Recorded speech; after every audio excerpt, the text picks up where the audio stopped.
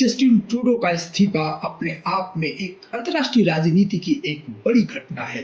Justin Trudeau कुछ दिनों से लगातार एक दबाव में थे। वो दबाव इंटरनल भी था और एक्सटर्नल।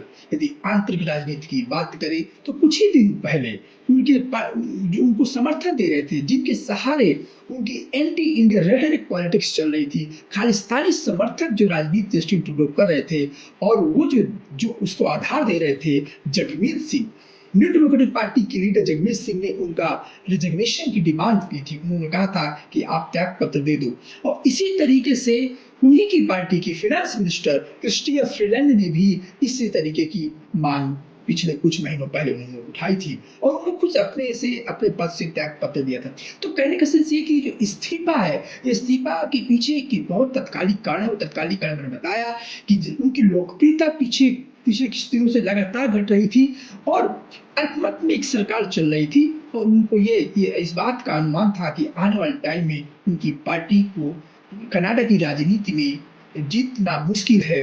और हमने देखा भी है कि पिछले 1 वर्षों से लगातार 3 बड़ी हार उपचुनाव में जस्टिन ट्रूडो की पार्टी की हुई है।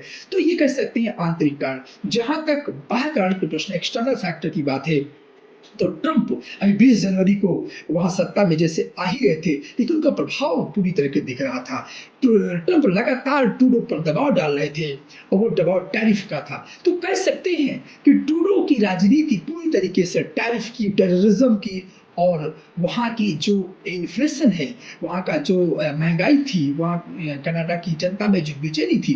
तो एक 9 साल का जो उनका एक शासन था, 2015 से जस्टिन ट्रूडो कनाडा की सत्ता की बागडोर संभाल रहे थे। तो अपने आप में ये एक ऐसा अंत है उनके राजनीतिक करियर का, कि ये, और एक ये भी कह सकते हैं कि इतिहास अपने आप में दोहराया है।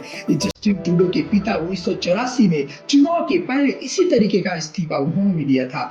तो जस्टिन ट्रूडो की राजनीति ये संदेश है कि आप एंटी रेटरिक पॉलिटिक्स बहुत दिनों तक नहीं चल सकती है आपकी, और किसी के सहारे इंडिया जैसे देश, जब कनाडा के संबंध एक समय बहुत अच्छे होते थे, लेकिन जस्टिन ट्रूडो थे जो हमारे बायलैटरल रिलेशंस को बॉटम लेवल पर ले गए। आशा करता हूँ आने वाला प्रधानमंत्री, कनाडा की सत्ता पर पहुंचने वाले प्रधानमंत्री भारत के साथ रिश्ते अच्छे करेंगे, और जो एंटी इंडिया रेटरिक था उसको कमजोर करेंगे। खालिस्तानियों पर जो उनकी आवाज़ है, उनकी आवाज़ को दबाएंगे, और मुझे भरोसा है कि कनाडा में एक स्थिरता आएगी।